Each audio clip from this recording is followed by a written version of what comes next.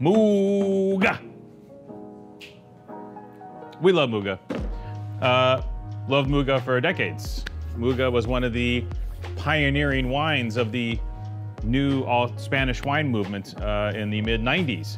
And Muga was one of the first houses we brought in, 89 Reserva, memory serves. And that was a wonderful wine, and a wine that made us all warm and mushy inside when we tasted it. It was absolutely fantastic. And you know what? They're still doing it today, even better.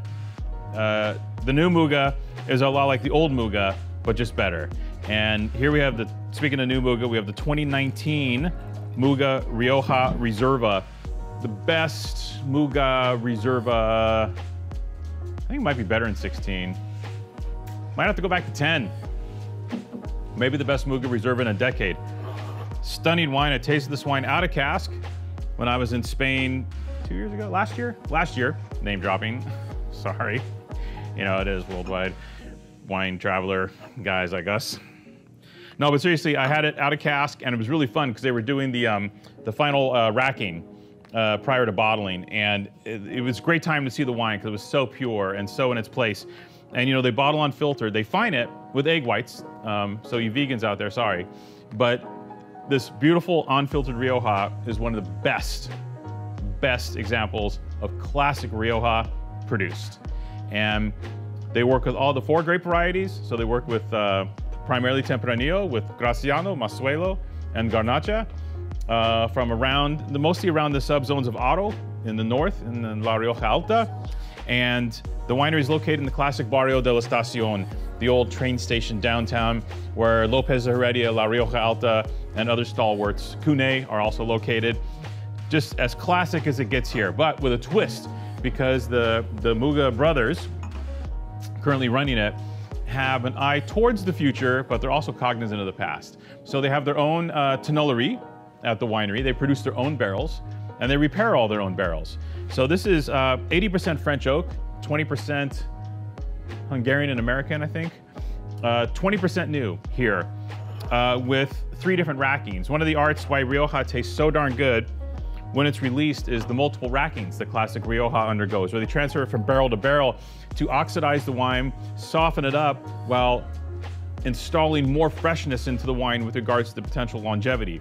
When they do these multiple rackings with Tempranillo, you have an aging curve that instead of doing this, that curve kind of does this, and then slowly drops off. The wine's beautiful young, it's beautiful old. It's not big, it's not porty, it's so classic Riojano. The elegance of Tempranillo, where in Ribera del Duero and Toro, you get bigger, deeper, punchier, more powerful wines. Here you get more than enough weight and power, but you get the elegance, the finesse of classic Tempranillo from the Rioja zone. Now, a couple things. In America, they call this Reserva, because technically it is a Reserva by aging requirements. In Europe, in Spain, if you have this, it'll just say Muga Crianza. So in Spain, they call it Crianza. Here, they call it Reserva, but it's the same wine, in case it ever comes up. If you're traveling, the Muga Crianza is the same as the Muga Reserva here. And boy, this wine is just a delight. 94 points from Luis Gutierrez, who's kind of a stickler. And I like what he said at the end of his write-up. He wrote, "This is very Muga, very Rioja, and very good." And I very much agree with Luis's statement there. With regards to ageability, on my trip last year, I had 94 at the winery and out to dinner as well. Beautiful, stunning, great vintage. Last year, we drank this bad boy. There's a 1970. That wine was kicking, and it's old. I mean, I'm as old, so is it really? Okay, it's old, but it's not, it's still fresh and vibrant like me. 1970 Muga, the wine was an absolute delight. So this is your chance, get in on a great vintage of Muga, still reasonably priced, under $30 for the quality, ageability, complexity. It's still really, really tough to beat. A great, great Muga. Get some.